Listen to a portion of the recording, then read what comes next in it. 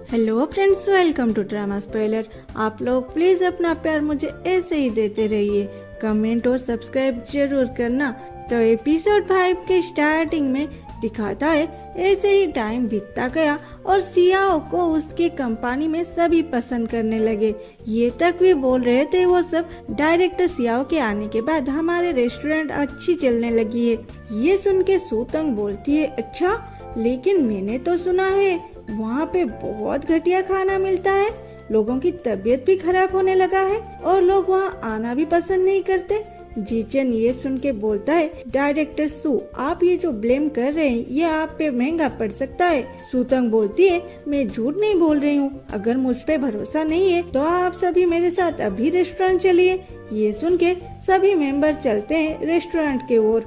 वहाँ के मैनेजर बोलते हैं, नहीं नहीं, यहाँ पे तो सब अच्छा चल रहा है, अब तो हमारे यहाँ ज्यादा से ज्यादा लोग आते हैं, हमारे रेस्टोरेंट का नाम अभी नंबर 1 पे है। तभी एक लड़का जो वहाँ खाना खा रहा था वो अपना पेट पकड़ के नीचे गिर जाता है और बेहोश होने की एक्टिंग करता है, जिसे देख के सभी उसके पास आ जाते हैं। सिया उसके पास आके बोलती है, जल्दी से एम्बुलेंस बुलाओ। और उससे इस हालत में देख के वहाँ जो लोग खाना खा रहे थे वो सोचते हैं कि ये फूड पॉइजन का मामला है और वहाँ से उठ के मैनेजर को एक्सप्लेनेशन मांगते हैं।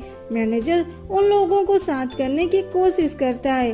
सियाओ क्या करेगी समझ नहीं पाती। तभी उसकी नजर पड़ती है उस लड़के के स्मार्ट वॉच पे, जहाँ उसका हार्ट रेट और पल्स सब नॉर्मल दिखा रहा था। सूतंग ये नजारा देख के बोलती है, देखा यहाँ का नजारा तो मैं जैसा बोली थी उससे भी बदतर है।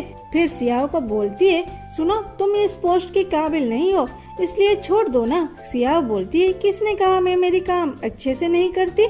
फिर उस लड़के के हाथ को अपने पैर से कुचलते हुए बोलती है, ये लड़का हमारे यहाँ पे बीमार हुआ है, मतलब तुम और मैं दोनों ये जिम्मेदारी लेते हैं जैसे ये ठीक होके घर चले जाए। और अपने एक स्टाफ को कुछ लाने के लिए बोलती है जिसमें सिर्फ नीडल्स थे। सूतंग बोलती है, ये तुम क्या करने वाले हो। सियाओ बोलती है, कुछ नहीं, मैं सिर्फ जान बचा रही हूँ। और उस लड़के के हाथ में निडल चुबा देती है। वो लड़का चिल्लाते हुए उठ जाता है। उसे देख के वहाँ पे खड़े सभी लोग बोलते हैं, क्या ये एक्टिंग कर रहा था। उसे देख के सियाओ बोलती है, अगर तुम्हें अभी भी अच्छा नहीं लग रहा है तो मैं फिर से तुम्हें हेल्प कर सकती हूँ। ये सुन के वो लड़का बोलता है, नहीं नहीं, मैं अभी ठीक हूँ, मुझे सब अच्छा लग रहा है, और खड़ा हो जाता है। उसे देख के वहाँ खड़े सारे लोग आपस में बातें करने लगते हैं। ये तो झूठ बोल रहा था, जरूर ये इस रेस्टोरेंट को बदनाम करने आया था। ये सब बातों के बीच वो लड़का भागने की कोशिश करता है तो सियाओ उसे लात मार के नीचे गिरा देती है। सियाओ बोलती है, चिचिन इसके लिए पुलिस बुलाओ ना, वो ही इसको खाना खिलाएंगे, वो भी अच्छा वाला। ये सुन के वो लड़का चिल्लाता है, डायरेक्टर सू मुझे हेल्प करो ना, मुझे बचा दो इन लोगों से। आप जो बोले जैसा बोले मैंने वैसा किया था, मुझे पुलिस के चक्कर में मत फंसाइए। ये सुनते ही सूतंग डर जाती है और बोलती है, तुम मुझे बदनाम मत करो, मैं तो तुम्हें पहचानता भी नहीं। वो लड़का भी चिल्लाता है, सूतंग ऐसे कैसे कर सकते हो तुम मेरे साथ। तब सिया बोलती है, झूठ भी देख के बोलो, ये डायरेक्टर सू है, चेयरमैन के इकलौते पोती, वो ऐसे घटिया काम कैसे कर सकते हैं। ये सुन के सूतंग हंसते हुए बोलती है, हाँ डायरेक्टर सिया आपने सही पकड़ा, मैं मेरे ही रेस्टोरेंट को बदनाम कैसे कर सकती हूँ। फिर गार्ड को बोलती है, इस कचरे को पुलिस के हवाले कर दो। फिर वो लोग उस लड़के को उठा के ले जाते हैं। वो लड़का तब भी सूतंग को गाली कर रहा था कि तुम्हें इसके लिए पछताना पड़ेगा।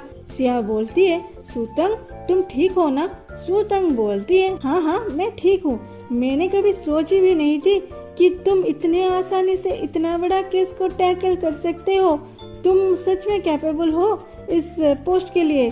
फिर सिया उसे थैंक्स बोल के चली जाती है। सूतंग मन ही मन गुस्सा होके बोलती है, नेक्स्ट टाइम तुम्हारी लक भी तुम्हारे साथ नहीं देगी। रास्ते में जीचेन पूछता है, तुम्हें ये सब पहले से पता था क्या। सिया बोलती है, ऐसे बच्चों वाला चाल से कौन डरता है। फिर जीचेन जो भी पूछता है सिया उसका आंसर नहीं देती। वो जब उसकी ओर देखता है तो सिया तो सो रही थी। जीचेन उसे अपने कंधे पे सुला देता है और अपने सेक्रेटरी को शोर ना बचाने के लिए बोल भी देता है। सुबह जब सियाओ अंगड़ाई लेते हुए आंख खोलती है, उसके सामने जीचेन बैठा था। वो चिल्लाती है, तुम यहाँ क्या कर रही हो? जीचेन बोलता है, मैं और कहाँ जाऊँगा, मेरे वाइफ के पास ही तो रहूँगा। और फिर सियाओ को किस करने के लिए पास आते हुए बोलता है, तुम्हें जगाने आया था बेवकूफ, और वहाँ से चला जाता है। जब सियाओ उसे गाली करती है, तुम ऐसा क्यों कर रहे हो मेरे साथ? तब वो बोलता है, जल्दी रेडी हो जाओ, मुझे तुम्हें कहीं लेके जाना है। और जीचेन सियाओ को चेयरमैन ये के पास लेके आता है। इन दोनों को एक साथ देख के ग्रैंडपा बोलते हैं, तुम दोनों एक साथ? जीचेन जब उन्हें शादी की बात बोलता है, वो बहुत खुश हो जाते हैं और बोलते हैं, ये तो बहुत खुशी की बात है, मेरे 2 फेवरेट बच्चे एक साथ रहेंगे, अच्छा है, अच्छा है। फिर सियाओ को अपने पास बुलाते हैं और बोलते हैं, अगर जीचेन तुम्हें कुछ बोले तो मुझे बोलना, इसी स्टिक से मारूंगा उसे। सियाओ बोलती है, हाँ मैं जरूर बोलूंगी।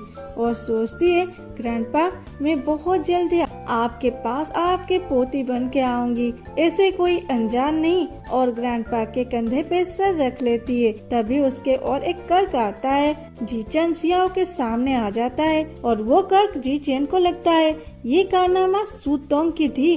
ग्रैंडपा बोलते हैं, तंग अभी माफी मांगो इन दोनों से। टोंग बोलती है, सॉरी मुझे नहीं पता था हमारे घर में कोई आया है। सियाओ उसे नजरअंदाज करके बोलती है, ग्रैंडपा मुझे जीचेन के लिए मेडिसिन चाहिए। ग्रैंडपा बोलते हैं, ऊपर ड्राइंग रूम में है, खुद जाके ले आओ।